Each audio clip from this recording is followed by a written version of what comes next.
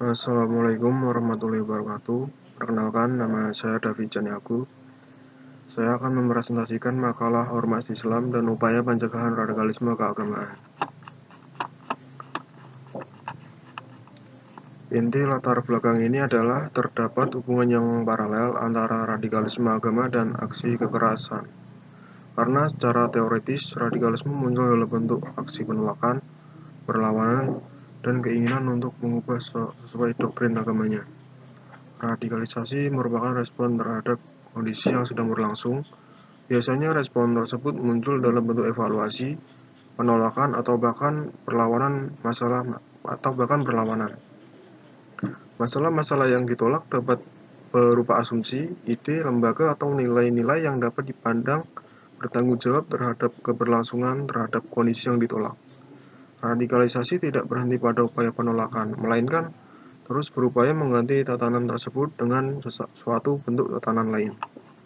Rumus masalah ini adalah apa yang dimaksud ormas Islam, apa jenis-jenis ormas Islam, apa itu radikalisme keagamaan, solusi apa yang bisa dilakukan peran ormas Islam dalam menangkal radikalisme.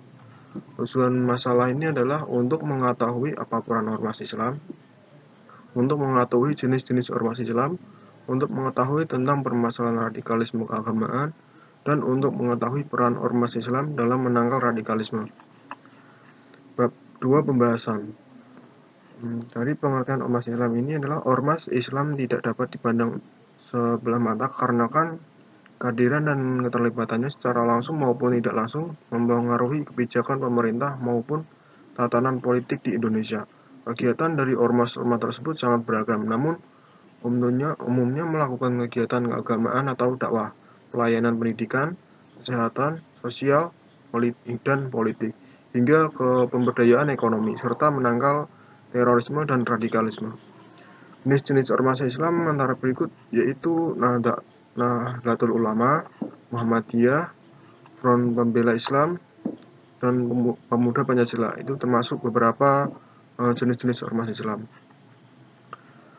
Dari permasalahan radikalisme keagamaan, ini adalah hubungan yang tercipta antara manusia dan agama dalam hubungan totalitas. Pada hakikatnya, agama tidak bisa dipisahkan dari kehidupan manusia.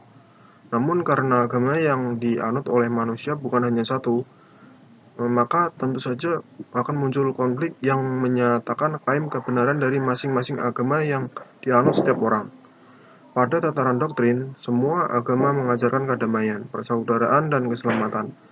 Akan tetapi ketika doktrin tersebut diaktualisasikan oleh para pemeluknya, maka seringkali muncul kesenjangan yang pada akhirnya menyebabkan konflik yang berujung kepada tindakan radikalisme.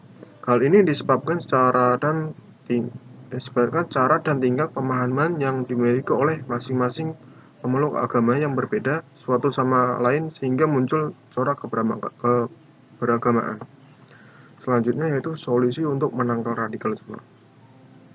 Jadi Kementerian Dalam Negeri dalam hal ini telah menyusun rencana aksi mendukung penanganan radikalisme yang meliputi 1.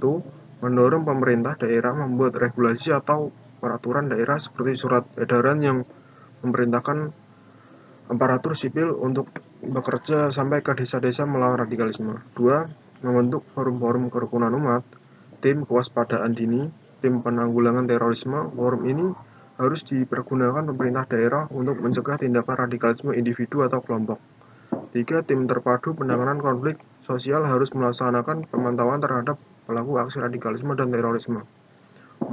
Aparat di daerah harus memonitor atau memantau keberadaan kelompok-kelompok tertentu, semisal warga negara Indonesia harus baru pulang dari luar negeri dan berpotensi membawa paham-paham radikal. 5. Pemerintah harus mendorong semua pihak ormas-ormas di masyarakat untuk menangkal radikalisme. Sekian presentasi makalah dari saya. Terima kasih. Assalamualaikum warahmatullahi wabarakatuh.